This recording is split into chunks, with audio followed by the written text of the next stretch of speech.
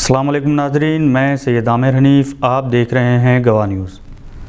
साकिब अल गनी ने रणजी ट्रॉफ़ी के अपने पहले ही मैच में ट्रिपल सेंचुरी बनाकर आलमी रिकॉर्ड कायम किया और बिहार को क्रिकेट के नक्शे पर नुमायां कर दिया। एक किसान मन्नान के फर्जंद साकिब अल गनी ने मिज़ोरम के ख़िलाफ़ 405 गेंदों पर 2 छक्कों और 54 चौकों की मदद से 341 रन बनाए।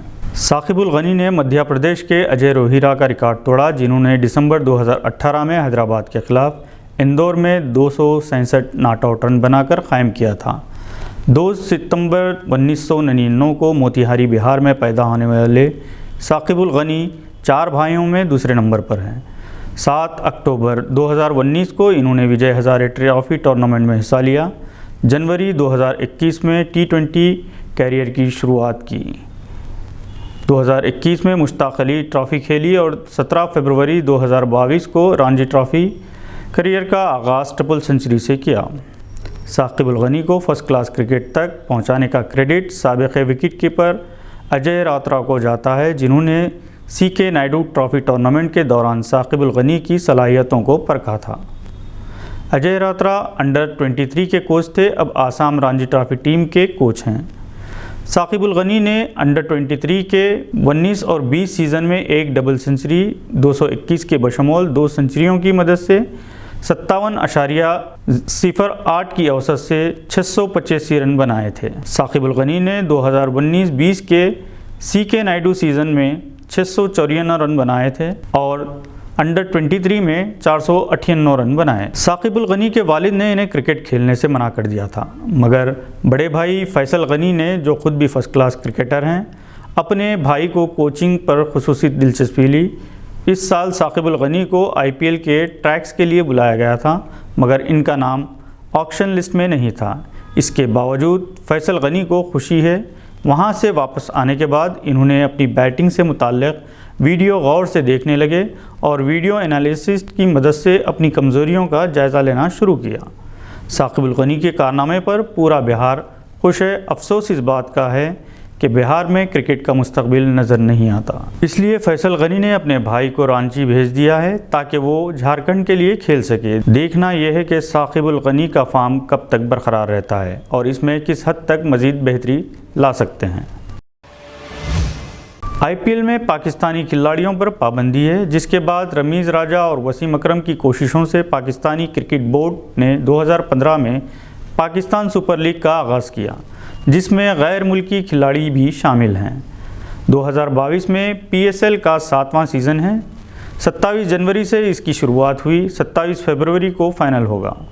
6 टीमें, जिनमें कराची किंग्स, मुल्तान सुल्तान, कोयटा ग्लैडिएटर, पेशावर ज़ालिमी, लाहौर कलंदर और इस्लामाबाद यूनाइटेड हिस्सा ले रही हैं। पाकिस्तानी टीम के मौजूदा और कई उभरते खिलाड़ी इन 6 टीमों में तकसीम हैं। बहुत ही दिलचस्प मुकाबला हो रहा है। दिलचस्पी बढ़ाने के लिए स्पॉन्सर ने हर छक्के पर 20,000 रुपये का इनाम रखा है। बाबर आजम दुनिया के बेहतरीन खिलाड़ी हैं। वो कराची किंग्स के कप्तान हैं और इनकी टीम मुसलसिल 8 मैचेस हारने के बाद 18 फरवरी को पहला मैच जीतने में कामयाब हुई। इनकी टीम की नाक़िस परफॉर्मेंस पर वसीम अकरम ने इन्हें डांटा भी था, जिस पर बाबर आजम के फैंस वसीम अकरम से नाराज़ हो गए। सलमान भट्ट ने तबसरा किया कि अगर MS धोनी को बांग्लादेशी टीम का कप्तान बना दिया जाए तो वर्ल्ड कप जीतना ज़रूरी नहीं है, यानी कप्तान अच्छा हो तो टीम भी अच्छी होनी चाहिए।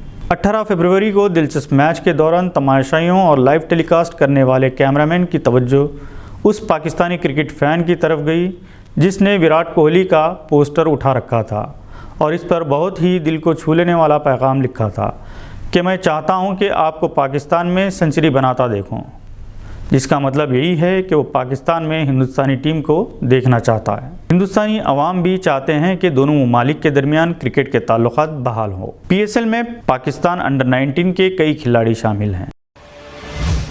श्रीलंका क्रिकेट टीम हिंदुस्तान का दौरा करने वाली है। टीम में शमूलियत के लिए जहां अजिंक्य रहाणे ने एक शानदार सेंचुरी के साथ सेलेक्टर्स को अपने बारे में याद दिलाया, मुंबई ने सौराष्ट्र के खिलाफ हिमालयाई स्कोर खड़ा कर दिया और एक बार फिर सरफराज खान ने 275 रन की शानदार इनिंग्स खेली।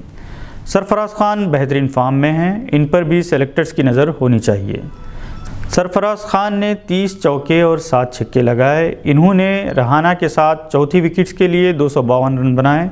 सरफराज ट्रिपल सेंचुरी से महरूम हो गए।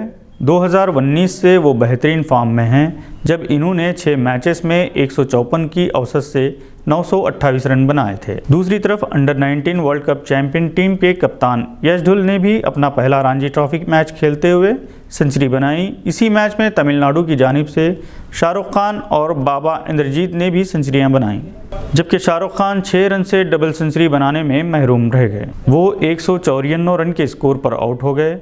IPL में वो पंजाब किंग्स के कप्तान हैं। उसी तरह अंडर 19 के एक और हीरो निशांत सिंधु भी हरियाणा के लिए खेलते हुए त्रिपुरा के खिलाफ 93 रन बनाकर नॉट आउट रहे। वो 7वें नंबर पर बैटिंग के लिए आए। आज के बुलेटिन में बस इतना ही। उम्मीद है कि आपने हमारे चैनल को सब्सक्राइब कर लिया होगा। बेल आइकन दबाना ना भूलें। खुदा हाफिज़।